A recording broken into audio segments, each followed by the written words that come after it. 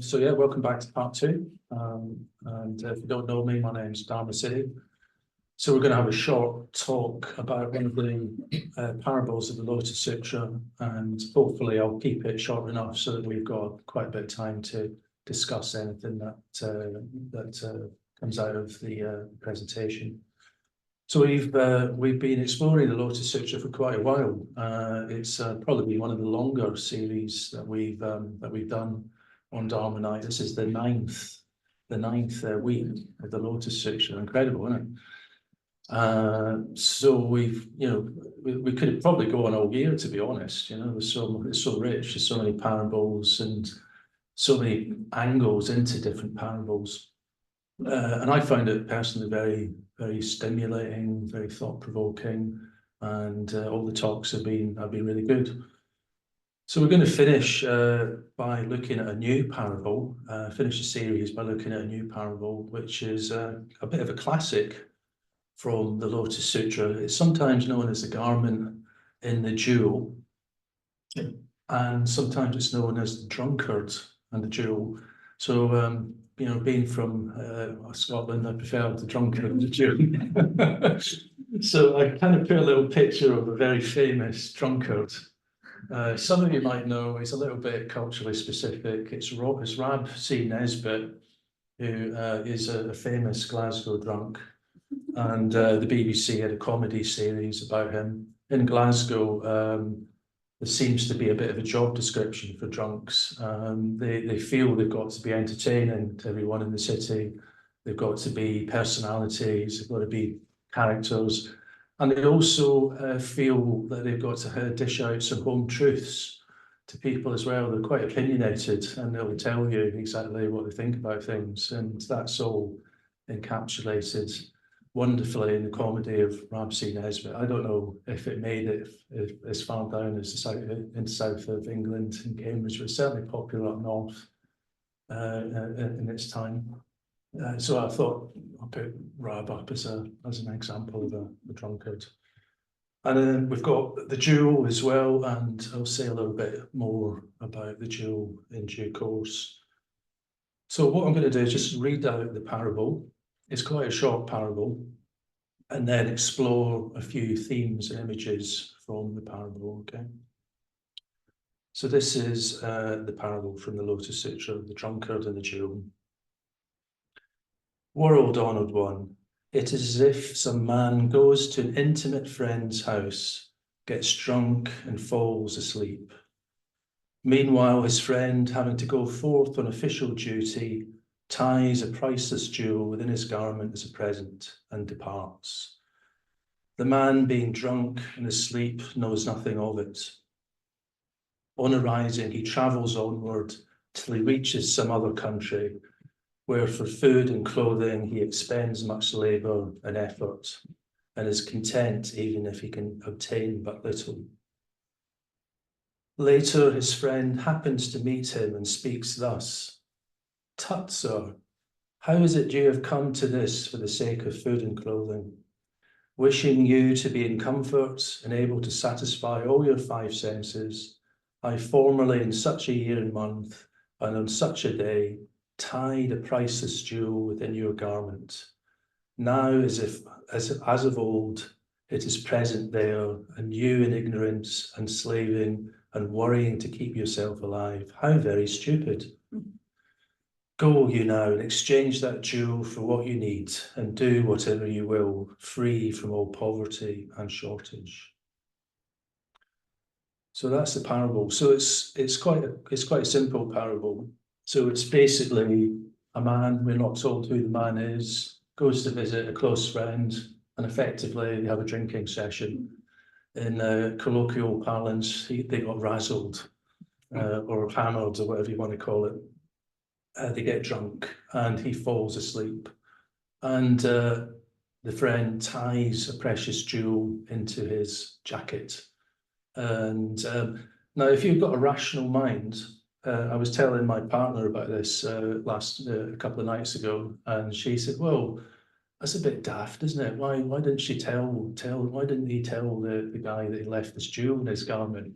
you know, and it's fair enough, isn't it? You know, tie the jewel in, but don't leave a note telling him the jewel's there.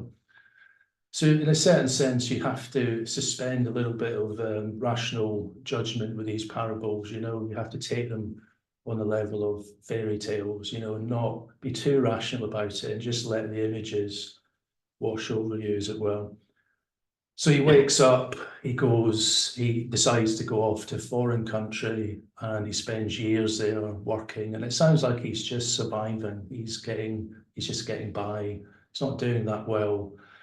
And then after years have gone by, he bumps into this old friend who is, you know, can't believe that he's just scrambling a living together because he tied this priceless jewel in his garment. And of course, it's worth a lot of money, and he could be doing quite well on it, but he didn't know about it. And obviously, you know, we don't know why this friend had this precious jewel, and we don't know why he tied it in his garment and didn't tell him, but that's the parable that we've got. So I'm going to look at a few of the images from the parable. The first one, obviously, is this image of drunkenness, or if you like, unconsciousness from drinking too much. Then I'll look at the images of poverty and to some extent wealth, because we've covered a little bit of the wealth aspect in previous talks. I'm not going to go too much into that. And I'm going to look at this symbolism of the priceless jewel as well, if we've got time. So first of all, the image of getting drunk, becoming unconscious, falling asleep. It's quite a strong image in a lot of kind of fairy tales, isn't it? You get it with Snow White, don't you? Snow White and the poisoned apple, and then she falls into sleep for 100 years. And there's a lot of that kind of theme in mythical fairy tale type stories. And we've got this here with the image of drunkenness. He drinks, he falls asleep, and then he wakes up, his friend's gone, and he goes off to a foreign country to work. But what does this mean? What might this mean, this image of drunkenness? Well, it probably means something to do with spiritual unawareness, spiritual ignorance, yeah? Not being aware, not seeing things clearly. It's interesting, isn't it? I don't know if you've ever been, say, at a wedding, and maybe you're around people that aren't drinking, but you're not drinking, and everyone thinks they're being incredibly witty and clever and funny, but you can tell they're not. They really aren't. And it's excruciating, isn't it, when you're sober and you're around people that have been drinking a lot. And they're really not aware of what they're like, and we're not aware of what we're like when we're not awakened. This is the sort of image, you know, we're intoxicated by the world. The Buddha actually used the word intoxication quite a bit in the early teachings. He said, you know, we're intoxicated with youth, which is an interesting one, intoxicated by youth. We don't realize we're intoxicated by youth until we start getting a bit older, don't we? If we look back, and we can see that we took a lot of things for granted, you know, and we could do a lot of things when we were young, energy-wise, recovering, maybe taking risks, living dangerously, we just wouldn't do when we're a bit older. So the Buddha highlighted that as an intoxication of youth. There's also similarly intoxication of health. And when you start to lose your health, or even just have a flu, or you know, some sort of tummy bug, even something minor like that, you really feel grateful for your health when you get it back, don't you? And of course, sometimes we have to manage ill health ongoingly. And there's lots of different other intoxicants, you know. He talks about, you know, intoxication of life in general, and that can be, you know, seeking status, you know, looking for pleasure, fun, nothing sort of wrong with it in a sense, but we can get tangled up in it. We can get tangled up and we can forget that our life has got deeper purpose, yeah. We, in a sense, with intoxication, we go on autopilot, yeah, we go on autopilot, and we forget about this deeper potential that we have. And so I think, you know, with the thing about the jewel being sewn in the garment, and my partner saying to me, you know, that's a bit daft, why didn't you leave a note, sort of thing. True, yeah, true. But in a way, it's like that, you know, because we're born into this world, aren't we? And we kind of go to school, and then we get a job, and then we do this and that. And no one ever really says to us, you know, but you've got this deeper potentiality, you know, your mind, all of our minds could awaken. It's possible. They can certainly grow, they can certainly develop. There's so much more to minds than we realize, but no one ever told us that the mind has that potentiality. So I think this image of the jewel being sewn in and not being told is actually quite accurate. Yeah, because it's like that, isn't it? We're not told, you know, and we're wandering about, and we see this for the chap. He goes off to this foreign country, he's working away, he's making ends meet, and all the time he's got this priceless jewel, and he had no idea it was there. He had no idea it was there. He was effectively wealthy, but he didn't know it. And it's like us. We've got these minds that could develop, they could grow, we can cultivate spiritual awakened qualities, and yet we don't do it because we don't know. It's the tragedy, isn't it?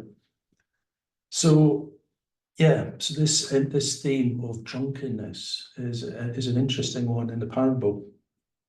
We're encouraged to seek happiness outside of ourselves.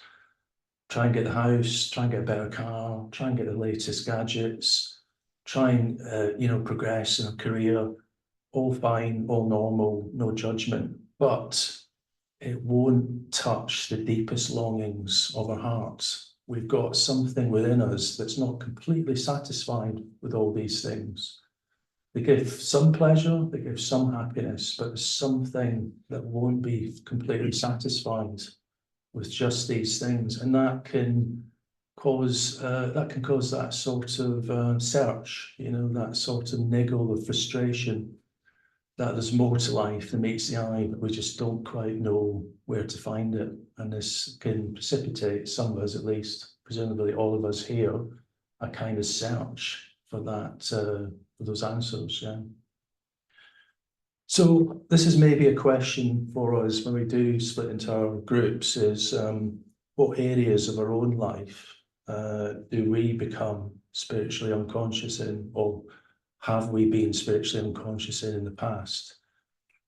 What's it like for us? That could be a question that you might want to explore. Then there's this theme of the guy going off to the foreign land, isn't there? And just sort of getting by. He's just surviving.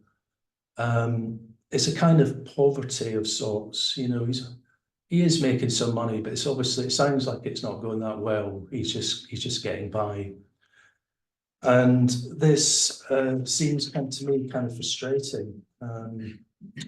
And for me, this is an image of what I was just saying, this sort of what we call in Buddhism dukkha, or suffering.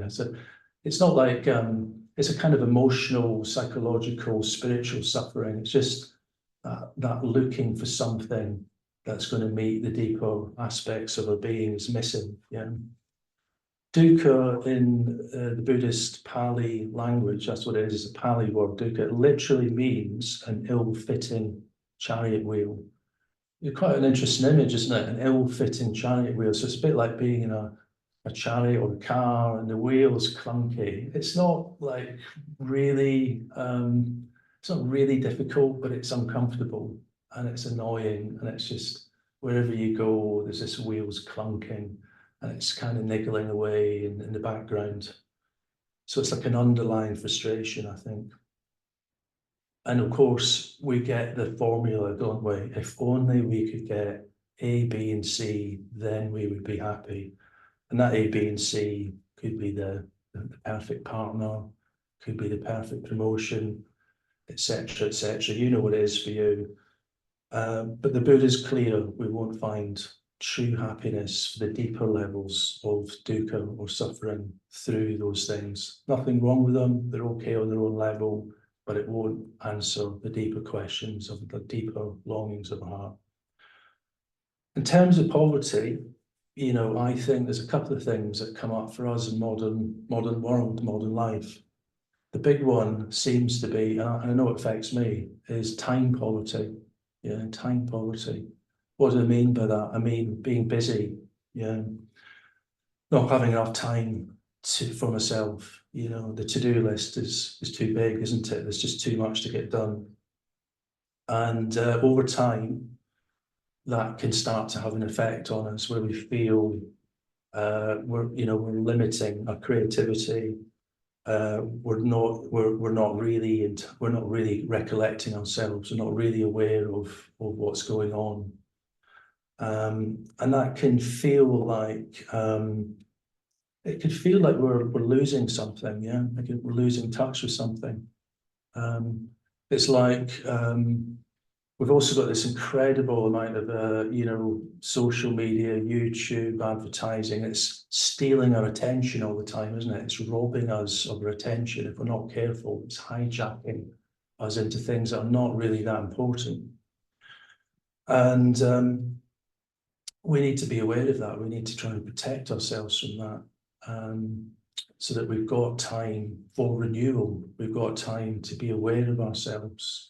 We've got time to really work out what's most important for us, because often we'll just get swept away by the busyness, by the ever, the big to-do list that needs to be ticked off.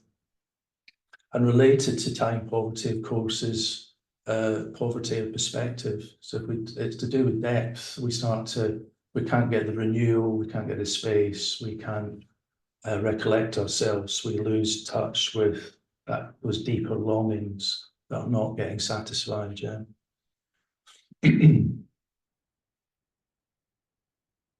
Dharmasiddhi mentioned retreats, tea break.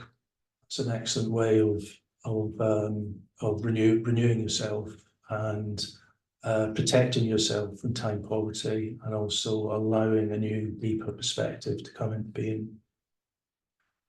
So the chap in the foreign land making ends meet, sometimes I think of that image and I think, yeah, that can be me sometimes. I can just be too caught up in the world, in the busyness, in just making ends meet, and I can lose touch with what's really important. And I think that's what the image is about. And I think it's interesting that he goes to foreign land, he goes to foreign country, because for me, that suggests that he's not quite at home. You know, when you go somewhere, yeah, on holiday, it's great, isn't it? But if you go somewhere and you're living there and you feel a bit out of sync with things, you can feel like you're not quite at home with yourself. So I think it's a very accurate image for what it can be like.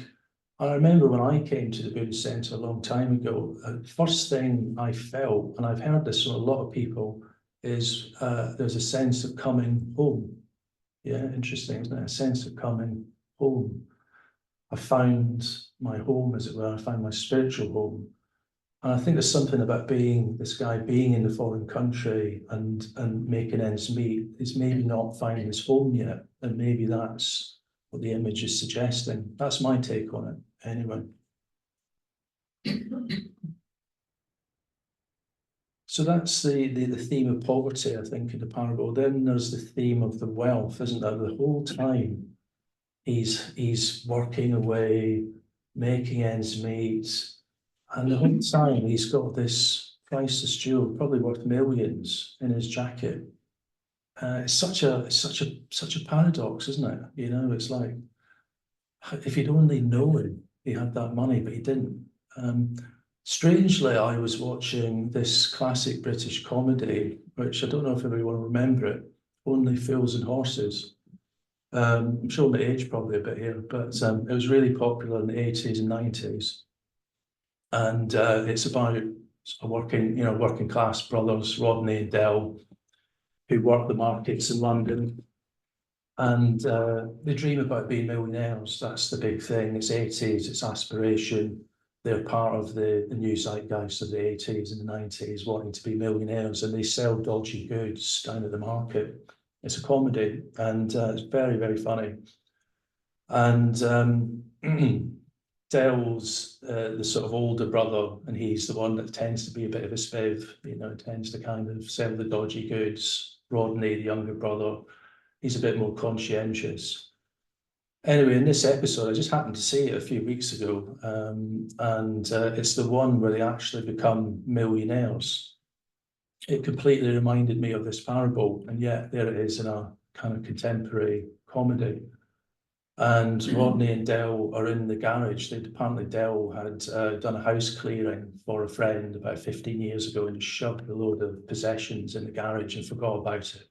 But they need the space, so they're clearing it out.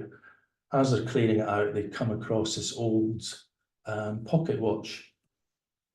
And they don't think much of it. They leave it lying outside the garage. And then one of Dell's friends turns up, who's in the antique business. He sees the pocket watch, he looks at it and says, oh, this looks like it could be valuable, Dell. And they're like, all right, great, okay, well, and do you want it to get evaluated? Yeah. And so he gets it evaluated. Turns out it's quite rare. Put it into Sotheby's. There's an auction, and lo and behold, they get millions for it. So Dell and Rodney are completely flabbergasted. I think Dell even faints in Sotheby's. And finally, it's happened. They're millionaires. All those years of selling dodgy goods down the London markets, it's over. They're millionaires now. They've got the money. And Rodney, the younger brother, says to Dell, he says, it's amazing, Dell, isn't it? It's all those years of working away in the market, selling all those hooky goods, all that dodgy gear. And yet, in our garage was this pocket watch that was worth millions the whole time. And I just thought, that is the parable. There it is, 2,000 years ago, Lotus Sutra. 2,000 years later, we've got Dell and Rodney owning those boxes. It's pretty much the same parable, isn't it? The tragedy is, a little bit of an aside, the tragedy is Dell's lost being a millionaire. He can't get used to it. He was so used to selling dodgy goods down the markets. He doesn't have to do it now. He's having an identity crisis. So there's a little bit of sadness there at the end of the episode, strangely enough. So, but anyway, that's another story. Anyway, I completely lost my track now. Why was I telling you that? Yeah, so anyway, yeah, so this whole thing about inner wealth and money, it's an interesting area. I know Yashodaka did a really interesting exercise a couple of weeks ago, didn't he, when we talked about wealth, with the flip chart up. And we could see that a lot of the things that give us a sense of wealth are not actually money, they're not actually possessions, they're not actually status. There's things like quality of communication with friends, meditation, appreciation, gratitude, serving others, meaning, depth, not living on the surface, experiencing ourselves fully, and beauty, to name just a few things that came up from those exercises. And so strangely, we don't need a lot of money, if you like. We don't have to be millionaires like Dell and Rodney to experience that wealth. It's accessible in everyday life, in a simple life. Yeah. I remember a few years ago reading an article about lottery winners. And I don't know about you, but in my workplace, it sometimes comes up. People say, what would you do if you won the lottery? And people would say, I'd get this big house, I'd travel the world, all these things would come up. But the reality is actually a lot of people that win the lottery end up being miserable. It's a really weird thing. You'd think they'd be really happy, but actually sort of ruins their life in a certain sense. It's quite a high percentage. And I think it's to do with this area. It's like external wealth is not really a substitute for inner wealth. Yeah. So as Buddhists, we are trying to develop inner wealth. Yeah. Metta bhavana, mindfulness breathing, meaningful communication, beauty, renewal, all these things I just mentioned. And that's actually more important than external wealth. It's not that external wealth isn't important. To a certain level it is. And happiness studies have shown that, that up to a certain level you need to meet your needs, but beyond that, actually it's the inner wealth that makes a difference, the qualities. Yeah. So I'm going to round up just by saying a little bit about the jewel, the precious jewel that was sewn in the garment. It's for me, it seems to be a symbol of our enlightened, awakened potential. it's been hidden in the garment. We're not aware it's there, but when we do start to become aware that it's there, we start to experience the abundance of the awakened mind. And that's something that we could maybe explore in our smaller groups, is to what extent do we experience the inner wealth of the awakened mind? We're not fully enlightened, but we're on the path. And to some extent, we're developing qualities that are reflective of the awakened mind, like metta, like compassion, like awareness. What's your experience of that? How does that feel? That could be something to explore. The jewel is hidden, so that sort of suggests to me that we need to uncover it, as it were. Sometimes in other Buddhist stories, they talk about the jewel hidden in a dung heap or the jewel in the mud. And that's quite a good analogy as well, because it's like we're having to kind of clean off the dung, having to clean off the mud to get to the precious jewel. But the jewel's not ruined by the mud, it's not ruined by the dung, it's unsullied by that. So that's always worth bearing in mind, you know, that whatever's going on, maybe you've had a difficult meditation, there's been a lot of hindrances. The actual your potential for awakened mind remains untouched. You know, it's still there underneath the hindrances, if you like, waiting to be cleaned up and sparkled, as it were. But so that's probably enough. I want to leave a bit of time for discussion.